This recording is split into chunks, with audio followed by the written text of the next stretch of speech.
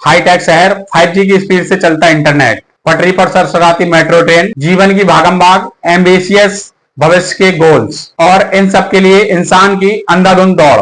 कभी फुर्सत मिलती है तो वो है दीपावली, जब परिवार के साथ हमें बैठने को मिलता है, मिठाई और पकवान खाने को मिलते हैं और जीवन की भागदौड़ के बीच हमें और आपको एक सुकून भरा ठहराव मिलता है। नमस्कार, राम राम, दीपावली की हार्दिक शुभकामनाएं साथियों। मैं अमरेंद्र सिंह राठौर आज आपके लिए लेकर आया हूं आखिर दीपावली मनाने का वास्तविक कारण क्या है। प्रभु राम का रावण पर विजय प्राप्त कर वापस अयोध्या लौटना या लक्ष्मी जी और गणेश जी का पूजन। हम सब जानते हैं कि दीपावली के पहले दशहरा आता है, जिसको साथियों विजयदशमी के रूप में मनाया जाता है। तो सबसे पहले हम विजयदशमी की सिग्निफिकेशन समझते हैं। देखिए साथियों, अश्विन नवरात्रि के पश्चात जो दशहरा आता है उस दिन महिषासुर का वध हुआ था और अश्विन माह के दशहरे को ही प्रभु रामचंद्र जी ने रावण का वध किया था।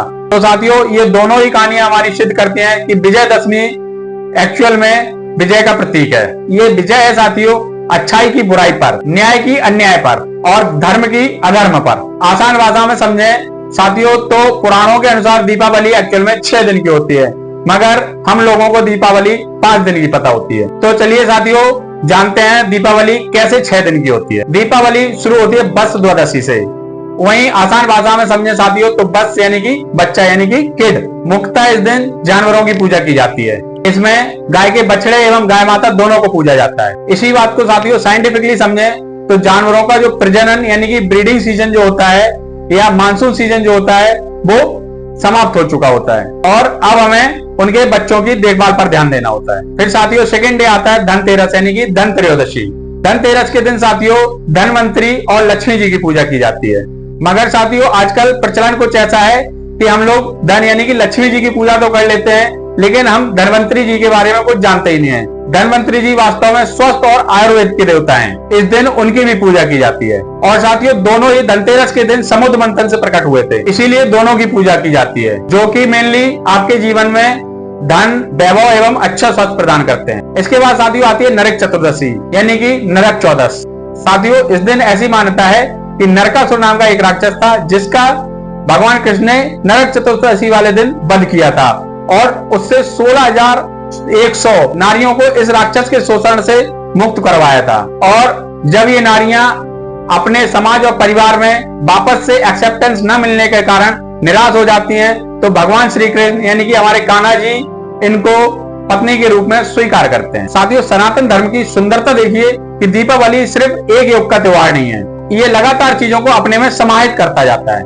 महाभारत के युग की विजय एवं राम युग की विजय, सभी की विजय और खुशी का त्योहार है दीपावली। इसलिए दक्षिण में नरकासुर चतुर्दशी वाले दिन ही बड़ी दीपावली मनाई जाती है। अब साथियों चौथा दिन आता है दीपावली यानी कि बड़ी दिवाली, कार्तिक मास की अमावस्या, साल की सबसे अंधेरी रात। साथियों ग्रंथों और कहानियों के अनुसार दीपक जलाने के कई कारण हैं। प्रभु श्री रामचंद्र की रावण पर विजय प्राप्त कर 14 वर्ष बाद वनवास से वापस लौटना, इस खुशी में गांव-गांव, हर गली, मोहल्ले एवं शहर को दीपों से एकदम जगमगा दिया जाता है। ये एक पहलू है साथियों जो दीपावली के महत्व को और भी बड़ा कर देता है।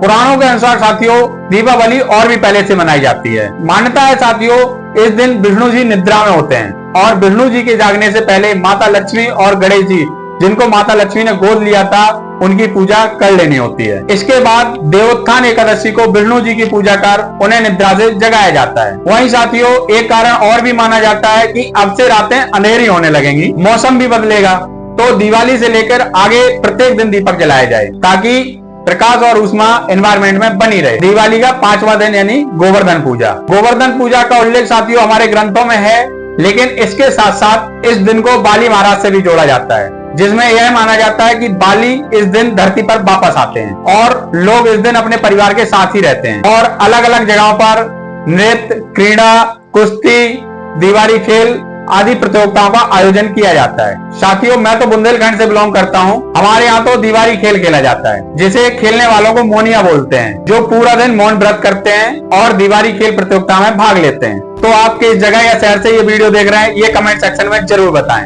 और आपके यहाँ पर गोवर्धन पूजा वाले दिन कौन सी प्रतियोगिता होती है। इसके बाद साथियों आती है यम द्वितीया यानी कि भाई दूज, दीपों के त्योहार का आखिरी दिन यानी छठवां दिन। यहाँ साथियों आते हैं यम और यमुना की कहानी, जो कि सूर्यदेव की जुड़वा संतान है। कहानी यह है साथियों कि यमुना अपने भाई यमराज से कहती है कि भैया कभी हमारे घर भी आया करो, परंतु यमराज इतने व्यस्त होते हैं कि उनको अपनी बहन के घर जाने का समय ही नहीं मिलता है।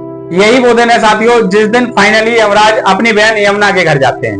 तब बहन यमुना अपने भाई के लिए बहुत सारे पकवान बनाती है और यमराज जी खुश होकर उस दिन सारे नरकवासियों को मुक्त कर देते हैं और यमुना को वरदान देते हैं कि जो भी भाई दूज वाले दिन अपनी बहन के घर जाकर खाना खाएगा उसके सारे दुख दर्द दूर हो जाएंगे और कभी धन का अभाव नहीं रहेगा। इसलिए यह मानता है कि भाई दूज वाले दिन प्रत्येक भाई अपनी बहन के घर जाकर ही खाना खाता है और अपनी बहन के लिए खूब सारे गिफ्ट लेकर जाता है। तो बहन भी अपने भाई को गिफ्ट देती है, ऐसा नहीं है कि बहन ही गिफ्ट अपने पास रख ले। इन 6 दिनों में एक चीज बिल्कुल कॉमन है जो है दिए जलाना। दियों को पुराणों में सूर्य का अंश माना गया है, इसलिए वत्स द्वादशी के दिन से ही प्रत्येक दिन दिए जलाने की प्रथा है। हमें सुबह जल्दी जगकर सूर्य की पहली किरण को अपने में उतारना होता है और स्नान करके पूजा अर्चना करनी होती है। धनतेरस से लेकर दीपावली वाले दिन तक एक यम दिया प्रज्वलित किया जाता है जो मेनली एक चौमुखी दिया होता है जो यमराज को यह संदेश देता है कि किसी व्यक्ति की गलत समय या अल्प आयु में मृत्यु ना हो। साथियों, आजकल की जनरेशन साइंटिफिक चीजों में ज्यादा विश्वास रखती है, तो उनको इससे अच्छा साइंटिफिक लॉजिक नहीं मिल सकता। दीपावली पर दिए जलाना है, यानी कि आने वाली शीत ऋतु में जब दिन के अधिकतर घंटों दिन अंधकार में होता है, उनकी तैयारी पहले से ही कर लेना और जानवरों के बच्चों का तरह तरह से ख्याल रखना। अपने खान पान में बदलते मौसम के साथ बदलाव। साथियों, ये सब साइंटिफिक ही तो है। दीपावली पर जितनी बातें करें उतनी कम पड़ जाए क्योंकि त्योहार ही इतना बड़ा है। अगर आप अपने बचपन को नहीं भूले हो तो शायद उन यादों में गोते लगाकर 2-4 सुहानी यादें निकालना है। कुछ मैं भी निकाल पाया हूँ, जैसे मम्मी का दीपावली वाले रात सूप लेकर या थाली पीटकर अलक्ष्मी को भगाना और कहना कि अब मेरे घर लक्ष्मी आ गई है, और मोहल्ले के बड़े भाई और चाचा लोगों को मौन व्रत रखकर दिवाली खेलना।